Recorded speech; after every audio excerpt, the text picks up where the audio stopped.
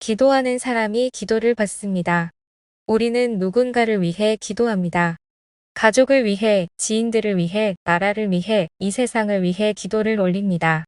그러다 문득 그럼 나는 누가 기도해주지? 하는 생각이 들 때가 있습니다. 삶이 힘들 때 지쳐서 기도할 힘조차 없을 때 나를 위해 기도해주는 사람이 있다는 사실이 위로가 됩니다. 하지만 기도를 받는다는 것이 꼭 누군가가 내 이름을 불러가며 기도해야만 하는 것은 아닙니다. 우리는 생각보다 훨씬 더 많은 기도 속에 머무르고 있습니다. 예수님께서는 공생활 동안 언제나 우리를 위해 기도하셨고 십자가 위에서도 마지막까지 하느님 아버지께 우리의 용서를 간청하셨습니다. 루카복음 23장 34절에는 예수님께서 아버지 저들을 용서해 주십시오. 저들은 자기들이 무슨 일을 하는지 모릅니다. 라고 기도하신 장면이 나옵니다. 지금도 예수님께서는 하늘에서 우리를 위해 끊임없이 중재해 주십니다. 또한 성경은 성령께서도 우리가 기도할 힘이 없을 때 대신 기도해 주신다고 말씀하십니다. 로마 신자들에게 보낸 서간 8장 26절에는 성령께서도 나약한 우리를 도와주십니다. 우리는 올바른 방식으로 기도할 줄 모르지만 성령께서 몸소 말로 다할 수 없이 탄식하시며 우리를 대신하여 간구해 주십니다. 라는 말씀이 나옵니다.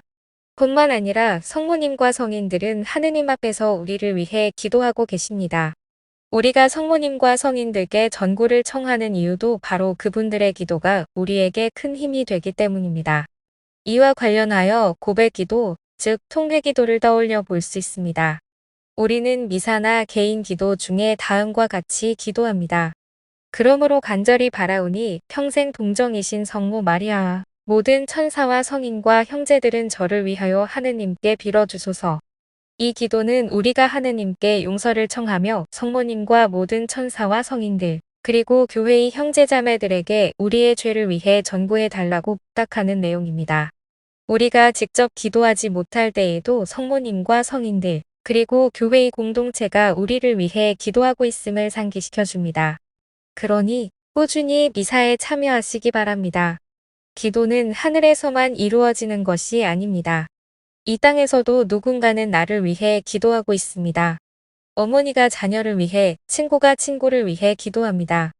수도자들은 세상을 위해 기도하고 교회는 모든 신자들을 위해 비사 중에 기도를 바칩니다. 어쩌면 우리는 알지 못하는 누군가의 기도 속에 이미 포함되어 있을지도 모릅니다. 혹시라도 기도할 힘이 없을 때는 이 사실을 떠올려 보세요. 나를 위해 기도하는 누군가가 있다는 것을 기억하면 외롭지 않을 것입니다. 예수님께서는 루카복음 6장 38절에서 주어라. 그러면 너희도 받을 것이다. 누르고 흔들어서 넘치도록 포하게 되어 너희 품에 담아 주실 것이다. 너희가 되지라는 바로 그 되로 너희도 되받을 것이다 라고 말씀하셨습니다. 이 말씀처럼 기도도 마찬가지입니다. 내가 누군가를 위해 기도할 때 하느님께서는 나를 위해 또 다른 방식으로 은총을 내려주십니다. 기도하는 사람은 결국 기도를 받게 되어 있습니다. 내가 기도하면 그 기도는 사랑하는 이들에게 흘러가고 그 사랑은 다시 나에게 돌아옵니다.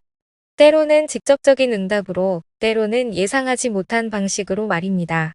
나는 누가 기도해주지? 하고 걱정하지 않으셔도 됩니다. 예수님과 성령께서, 성모님과 성인들께서, 그리고 어딘가에 누군가가 나를 위해 기도하고 계시다는 것을 기억하세요. 그리고 무엇보다 내가 기도할 때 하느님께서는 나를 더욱 깊이 품어 주신다는 것을 믿으시기 바랍니다. 오늘도, 내일도 매일 기도하세요. 사랑하는 가족과 지인들을 위해, 그리고 내가 알지 못하는 누군가를 위해, 우리나라를 위해, 세계 평화를 위해, 연옥 영혼들을 위해, 하느님 나라를 위해 기도하세요. 그 기도가 결국 당신을 더욱 풍요롭게 만들고 있음을 믿으며 매일 정해진 시간에 기도하는 루틴을 만들어 나가기를 바랍니다. 결국 기도하는 사람이 기도를 받습니다. 이 콘텐츠가 마음에 드신다면 구독과 좋아요도 부탁드립니다. 구독과 좋아요는 콘텐츠 제작에 큰 힘이 됩니다. 감사합니다.